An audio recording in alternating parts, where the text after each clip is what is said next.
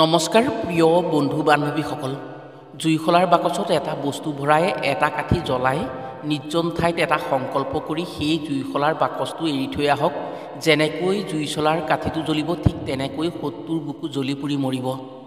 লাগিলে আপোনাৰ যিমানেই শত্ৰু নাথাকক, এই সৰু উপায়টোৰ জৰিয়তে শত্ৰুৰ মাজত কঁপনি উঠাই সিহঁতক আপুনি বশ কৰিব পাৰিব। লাগিলে সেই শত্ৰু গুপ্ত শত্ৰুৱেই হওক বা মুখামুখিকৈ কৰা শত্ৰুৱেই হওক, সেই শত্ৰু যিমান পৰাক্ৰমীয়েই হওক বা ক্ষমতাশালীয়েই নহওক, মাত্ৰ এটা জুইশলাৰ কাঠি জ্বলাৰ সময়কণত সেই শত্ৰুৱে আপোনাৰ লগত শত্ৰুতা কৰাৰ পৰিণাম ভুগিব লাগিব। যি শত্ৰুৱে আপোনাৰ লগত অন্যায় কৰি আছে, আপোনাক ভয় ভাবুকি দি আছে, আপোনাৰ ব্যৱসায় বাণিজ্য বা আপোনাৰ কৰ্মত অন্যায় কৰি আছে, এই দিব্য প্ৰয়োগৰ ফলত সেই শত্ৰু বশ হৈ পৰিব। যেনেকৈ জুই জ্বলিলে জুইৰ তাপে ওচৰত থকা সকলক দহি থাকে, ঠিক তেনেকৈ যি শত্ৰুৰ নাম ভাবি আপুনি এই উপায়টো কৰিব, সি ভিতৰি ভিতৰি জ্বলি ছাই হৈ এদিন আপোনাৰ ভৰিত ধৰিবলৈ বাধ্য হ'ব। আজিৰ ভিডিঅ'ত আমি আপোনাক শত্ৰু দমনৰ এনে এটা উপায়ৰ কথা ক'ম। যদি আপুনি শ্ৰী হনুমানৰ নাম লৈ শুদ্ধ অন্তৰেৰে উপায়টো কৰিব পাৰে, তেনে কেইমুহূৰ্তমানৰ ভিতৰতে শত্ৰুৱে ভালকৈ এশিকনি পাব আৰু আপোনাৰ শত্ৰু একেবাৰে নাইকিয়া হৈ পৰিব। শত্ৰুৰ সকলো ক্ষমতা নষ্ট হৈ পৰিব, লাগিলে তেওঁ যিমান শক্তিশালী শত্ৰুৱেই নহওক। যদি কোনোবাই আপোনাৰ লগত আপোনাৰ বিনা জগৰত আপোনাক দুখ কষ্ট দি আছে, তেনে এই উপায় কৰাৰ পাছত তেওঁৰ বাবে সকলো ওলোটা হৈ পৰিব। আপোনাক অন্যায় কৰাৰ বিপৰীতে আপোনাৰ মিত্ৰ হৈ আপোনাক ভাল পাবলৈ ল'ব। শত্ৰু ধ্বংসৰ বাবে এই উপায় অতি চমৎকাৰী উপায় আৰু ক্ষমতাশালী উপায়।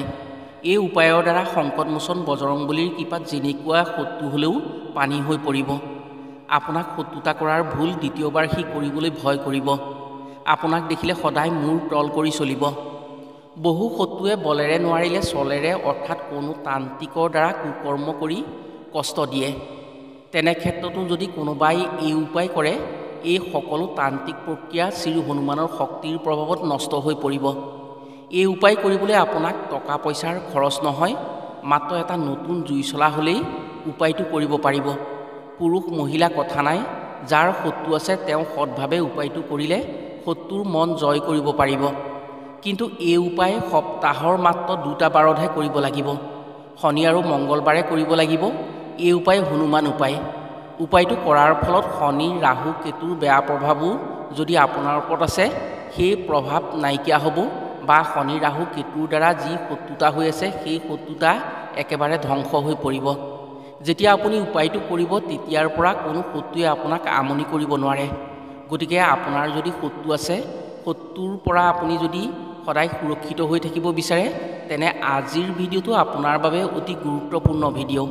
সেয়েহে আজিৰ ভিডিঅ'টো যিসকলে শেষলৈকে চাব, উপায়টোৰ বিষয়ে ভালকৈ জানি ল'ব পাৰে, তেওঁলোকে শত্ৰুৰ ক্ষেত্ৰত উপায়টো কৰি নিশ্চয় উপকৃত হ'ব পাৰিব।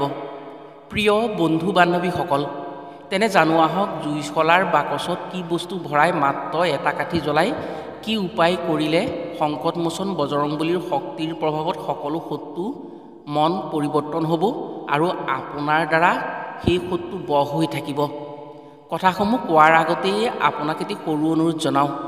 ভিডিঅ'টো যদি ভাল পায়, তেনে এটা লাইক কৰাৰ লগতে কমেণ্ট বক্সত সঁচা ভক্তিৰে জয় শ্ৰী ৰাম, জয় হনুমান বুলি লিখিবলৈ কেতিয়াও নাপাহৰিব। আৰু যদি আমাৰ চেনেললৈ প্ৰথম আহিছে, তেনে চেনেলটো ছাবস্ক্ৰাইব কৰাৰ লগতে অন্য 10জনে উপকৃত হোৱাকৈ ভিডিঅ'টো শ্বেয়াৰ কৰিবলৈ অনুৰোধ জনালোঁ। শত্ৰু সকলোৰে থাকে যদিও কেতিয়াবা শত্ৰুৱে বিনা দোষত ইমানেই ক্ষতি কৰে, যাৰ পৰিণামস্বৰূপে বহু দুখ কষ্ট পাবলগীয়া হয়। এই উপায় কৰি আপুনি সেই শত্ৰু বশ কৰিব পাৰে। এই উপায় অতি প্ৰমাণিত উপায়। এই উপায় কৰি বহু লোক উপকৃত হ'ব পাৰিছে। এই উপায় ঘৰুৱা বা আপোন মানুহে কৰা শত্ৰুতাৰ ক্ষেত্ৰতো ব্যৱহাৰ কৰি উপকৃত হ'ব পাৰে। এই উপায় কৰিবলৈ আপোনাক এটা জুইশলা লাগিব। যদি পাৰে উপায় কৰাৰ ক্ষেত্ৰত এটা নতুন জুইশলা কিনি আনিব। এখন কাগজ লাগিব, এটা কলম, এটুকুৰা ফিটকিৰি আৰু এটা শুকান জলকীয়া লাগিব। আপোনাৰ জ্ঞাত বা অজ্ঞাত যিকোনো শত্ৰুৰ ক্ষেত্ৰতে আপুনি এই উপায়টো কৰিব পাৰে। কেতিয়াবা কিছুমান শত্ৰুৱে গম নোপোৱাকৈ শত্ৰুতা কৰি বহু হানি বিঘিনি কৰে। বিশেষকৈ ব্যৱসায় বাণিজ্যৰ ক্ষেত্ৰত ধনহানি কৰোৱায়। আপুনি সেই শত্ৰুক চিনি নোপোৱাকৈ বা নাম নজনাকৈয়ে এই উপায় কৰিব পাৰে। বাবা হনুমানৰ শক্তিৰ দ্বাৰা যিমান অজ্ঞাত শত্ৰু হ'লেও শাস্তি পাবই। লাগিলে তেওঁ আপোনাৰ ওচৰত নাথাককেই, য'তেই থাকে তাতেই তেওঁ ফল ভোগ কৰিব লাগিব। আপোনাৰ ক্ষেত্ৰত যদি এই উপায় কৰাৰ কথা ভাবে, তেনে সপ্তাহৰ যিকোনো শনি আৰু মংগলবাৰে এই উপায় কৰিব, তেনে অধিক ফলপ্ৰাপ্তি হ'ব পাৰিব। উপায়টো সন্ধিয়াৰ সময়ত অৰ্থাৎ আন্ধাৰ হোৱাৰ পাছত কৰিব লাগিব। শনি আৰু মংগলবাৰে সন্ধিয়া স্নান কৰিব।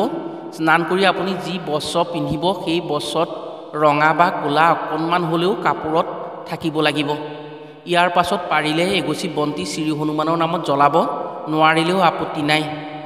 যিকেইটা বস্তুৰ কথা কোৱা হৈছে, জুই চলা, ফিটকিৰি, কাগজ, শুকান জলকীয়া আৰু কলম, সেইকেইটা আপুনি ল'ব। জুই চলাটোৰ পৰা কেইটামান কাঠি উলিয়াই আপোনাৰ দক্ষিণ দিশলৈ পেলাই দিব। ইয়াৰ পাছত কলমটোৰ সৈতে কাগজখনত শত্ৰুৰ নাম লিখিব। যদি অজ্ঞাত শত্ৰু হয়, তেনে আপুনি শত্ৰু বুলিয়েই লিখিব পাৰিব।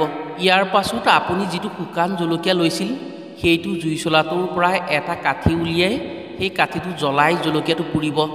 সম্পূৰ্ণ পুৰি যাবলৈ নিদিব, যাতে জলকীয়াটোৰ বাহিৰৰ ছালটোহে পুৰে, তেনেকৈ আপুনি পুৰিব, তাৰ প্ৰতি লক্ষ্য কৰিব। ইয়াৰ পিছত কাগজখনত শত্ৰু বুলি য'ত লিখিছিল আপুনি, সেই লিখা শত্ৰু নাম বা শত্ৰু বুলি লিখা ঠাইকণত সেই জলকীয়াটো ওপৰতে থ'ব। পৰা জলকীয়াটো তাত থৈ দিব। শ্ৰী হনুমানক হৃদয়ৰ পৰা ভক্তি কৰি হনুমানজীৰ এটা মন্ত্ৰ জপ কৰিব। ওম শ্ৰী হনুমতেই শত্ৰু ফট স্বাহা, ওম শ্ৰী হনুমতেই শত্ৰু ফট স্বাহা, ওম শ্ৰী হনুমতেই শত্ৰু ফট স্বাহা। এনেকৈ আপুনি 9 বাৰ এই মন্ত্ৰটো জপ কৰিব লাগিব।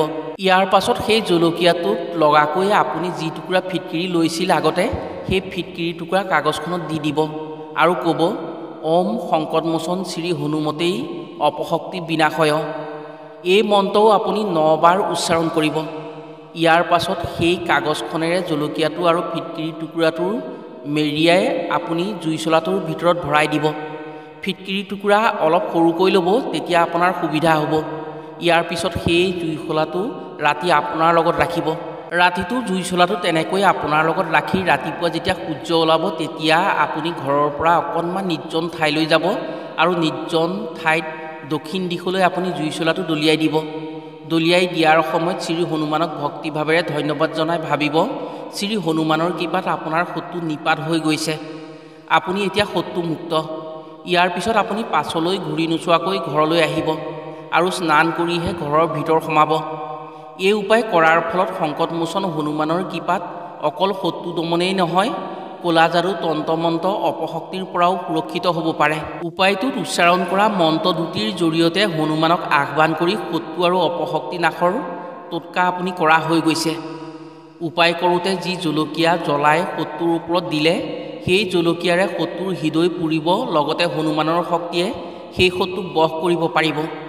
জুইশলা কাঠি জ্বলাই যি মহামন্ত্ৰ আপুনি জপ কৰিলে, তাৰ জৰিয়তে শত্ৰুৰ বাবে আপুনি শ্ৰী হনুমানক সংকল্প কৰোৱা হ'ল যে তেওঁ আপোনাৰ শত্ৰু নাশ কৰিব বা আপোনাক শত্ৰুৰ পৰা ৰক্ষা কৰিব। আপুনি সংকটমোচনৰ যি মন্ত্ৰ কৈ ফিটকিৰি টুকুৰা শত্ৰুৰ কাগজখনত থ'লে, তাৰ ফলত শত্ৰুৱে যদি তন্ত্ৰমন্ত্ৰৰ দ্বাৰা কোনো বেয়া কৰ্ম আপোনাৰ ক্ষেত্ৰত কৰিছে, সেই কুকৰ্ম নষ্ট হৈ পৰিব।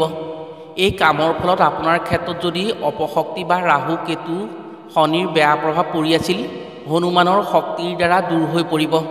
যদি শুদ্ধভাৱে কৰিব পাৰে উপায়টো, তেনে 100% আপুনি নিশ্চিত ফল পাব। এই উপায় বৰ চমৎকাৰী উপায়। এই উপায়ৰ চমৎকাৰী প্ৰভাৱত শত্ৰু দমনৰ লগতে তন্ত্ৰমন্ত্ৰৰ বেয়া প্ৰভাৱৰ পৰাও ৰক্ষা পৰিব পাৰে। প্ৰিয় বন্ধু বান্ধৱীসকল, ইয়াৰ উপৰিও এটা সৰু তান্ত্ৰিক উপায় কৰিও আপুনি শত্ৰু দমন কৰিব পাৰে বা আপুনি শত্ৰু ধ্বংস কৰিব পাৰে। এই উপায় কৰাৰ ফলত শত্ৰুৱে আপোনাক কৰা শত্ৰুতাৰ কথা নিজে স্বীকাৰ কৰিব, আপোনাৰ ওচৰত আৰু শৰণাপন্ন হ'ব লাগিব। যেতিয়ালৈকে নিজে আহি আপোনাক স্বীকাৰ নকৰে, তেতিয়ালৈকে শত্ৰুৱে শান্তি নাপাব। এই উপায় কৰিবলৈ 9টা পুৰণি বাহনি বা জাৰুৰ কাঠি লাগিব, অকণমান কাম সেন্দুৰ লাগিব বা কামাখ্যা সেন্দুৰ, আৰু এটা সৰু নেমু টেঙা লাগিব। এই উপায় কেৱল শনিবাৰেহে কৰিব লাগিব। খুব সাৱধানে মনে মনে কৰিব লাগিব এই উপায়। উপায়টো কৰোঁতে যাতে কোনেও গম নাপায়, সেই কথাৰ প্ৰতি লক্ষ্য কৰিব লাগিব। সন্ধিয়া আন্ধাৰত কৰিলেহে ভাল ফল পাব। শনিবাৰৰ দিনা সন্ধিয়া নেমু টেঙা এটা ল'ব, 9টা পুৰণি জাৰুৰ কাঠি আৰু অকণমান সেন্দুৰ ল'ব। এটা হাতত নেমুটো লৈ শত্ৰুৰ নাম কৈ এটা কাঠি সেন্দুৰত লগাই সেই নেমুটোত খুচি ভিতৰলৈ সুমুৱাই দিব। এনেকৈ 9টা কাঠি আপুনি প্ৰতিবাৰে শত্ৰুৰ নাম কৈ অলপ সেন্দুৰ সানি কাঠিকেইটাত সেই নেমুটোত ভৰাই দিব লাগিব। 9 বাৰত 9জনৰ নাম ক'ব পাৰে বা এজন শত্ৰুৰ নাম কৈও আপুনি উপায়টো কৰিব পাৰে। ইয়াৰ পিছত আপুনি আন্ধাৰৰ মাজলৈ গৈ নেমুটো কোনো আৱৰ্জনা ভৰা ঠাইলৈ দলিয়াই দিব। আপুনি পাছলৈ ঘূৰি নোচোৱাকৈ ঘৰলৈ গুচি আহিব লাগিব।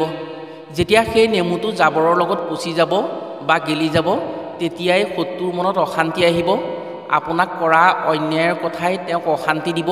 সেই অশান্তি সহ্য কৰিব নোৱাৰি আপোনাক সেই শত্ৰুৱে আহি নিজে ক'ব লাগিব আৰু আপোনাক সঁচা কথা খুলি কোৱাৰ পাছতহে মনত শান্তি পাব তেওঁ। এই উপায় গোপন শত্ৰুৰ ক্ষেত্ৰত কৰি খুব সোনকালে সুনাম বা সুফল পাব পাৰি। এই উপায়ৰ ফলত শত্ৰুৰ সৈতে মিত্ৰতা হয়। যি শত্ৰুৰ বাবে কৰা হয় এই উপায়, সেই শত্ৰুৱে দুনাই কেতিয়াও শত্ৰুতা কৰিব নোৱাৰে। প্ৰিয় বন্ধু বান্ধৱীসকল, উপায় দুটা সাধাৰণ যদিও ফল বৰ সুন্দৰ। যদি শত্ৰুৰ পৰা অশান্তি পাই আছে, তেনে নিশ্চিতভাৱে আপুনি এই উপায় দুটা কৰি সুফল পাব পাৰিব। আশা কৰিছোঁ নিশ্চিতভাৱে আপুনি উপকৃত হ'ব পাৰিব এই উপায়ৰ জৰিয়তে। আজিলৈ ভিডিঅ'টো ইমানতে সামৰিছোঁ। পুনৰ অন্য এটি ভিডিঅ'ৰ জৰিয়তে লগ পোৱাৰ আশাৰে আজিলৈ আহোঁ। সকলো ভালে থাকক, সুস্থ থাকক। ধন্যবাদ।